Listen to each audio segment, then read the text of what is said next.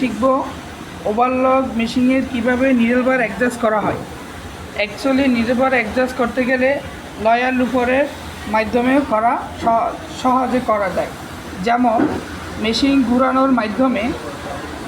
পুলি ঘোরানোর মাধ্যমে নিডল বার সম্পূর্ণ ডাউন পজিশন থাকা অবস্থায় লুপারের গ্যাপ পজিশন, যদি আমাদের লুপারের গ্যাপটা অনেক বেশি থাকে তাও সমস্যা নেই। নিডল বার সম্পূর্ণ ডাউন পজিশন থাকা অবস্থায় আমাদের লেফট নিডল থেকে অর্থাৎ এখানে দুইটি নিডল আছে, বাইরের নিডল থেকে গ্যাপ পজিশন করতে হবে যে আমাদের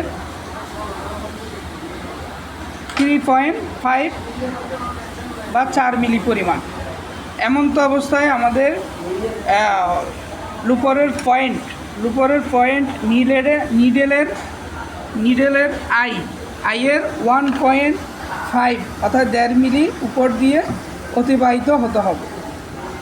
এখন একটু বেশি যাচ্ছে, সেই কারণে আমরা নিডল বারকে একটু উপর দিকে তুলে দেব।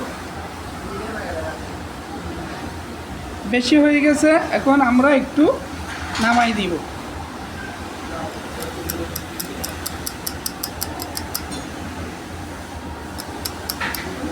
এভাবে গ্যাপ পজিশন সঠিক রেখে এমন তো অবস্থায় আমার টাইমিং নিতে হবে 1.5।